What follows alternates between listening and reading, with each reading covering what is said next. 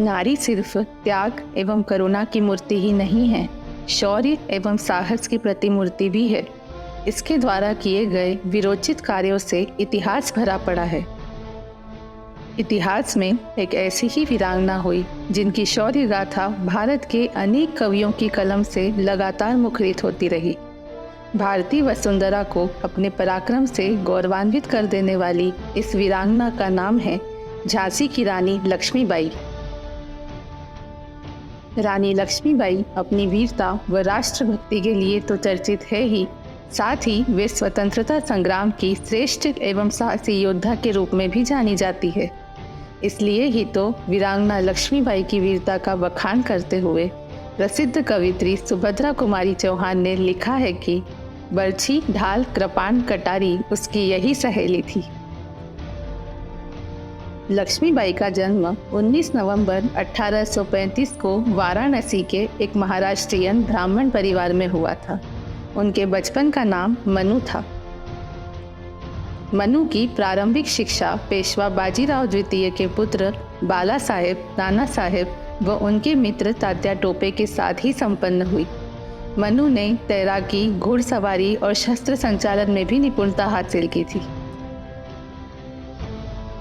14 वर्ष की आयु में मनु का विवाह झांसी के राजा गंगाधर राव से हुआ। विवाह के उपरांत ही मनु का नाम लक्ष्मीबाई पड़ा। 1851 में लक्ष्मीबाई ने एक पुत्र को जन्म दिया, लेकिन दुर्भाग्य से उसकी 3 महीने बाद ही मृत्यु हो गई। कुछ समय बाद इस दंपति ने दामोदर राव को गोद लिया।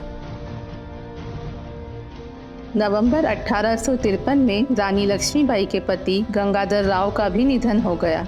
दत्तक पुत्र एवं उत्तराधिकारी दामोदर राव की आयु कम होने के कारण झांसी राज्य का कार्यभार लक्ष्मीबाई ने संभाला। अंग्रेजों ने रानी लक्ष्मीबाई के दत्तक पुत्र को राज्य का उत्तराधिकारी मानने से इनकार कर दिया और वे झांसी को अपने अधीन करने के षड्यंत्र करने लगे।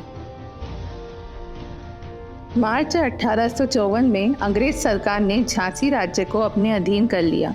लक्ष्मीबाई से उनके सारे अधिकार छीन लिए गए और उन्हें झांसी का किला छोड़कर रानी महल में स्थानांतरित होने का आदेश जारी कर दिया गया।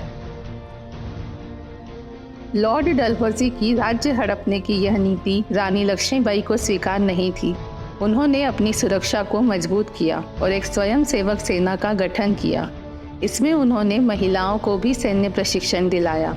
झलकारी बाई, जो कि रानी लक्ष्मीबाई की हमशक्ल थी, उन्हें रानी ने अपनी महिला शाखा सेना में एक प्रमुख स्थान दिया। इस दौरान 1857 में देश में स्वाधीनता के प्रथम संग्राम की चिंगारी भड़क उठी थी।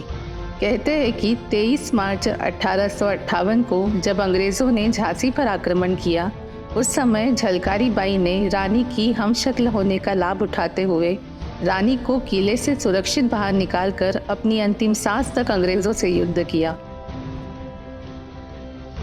इसके बाद रानी लक्ष्मीबाई पुत्र दामोदर राव के साथ अपनी सेना सहित कालपी पहुंची।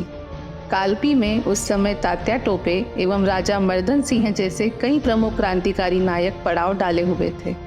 इनमें रानी लक्ष्मीबाई भी शामिल हो गई।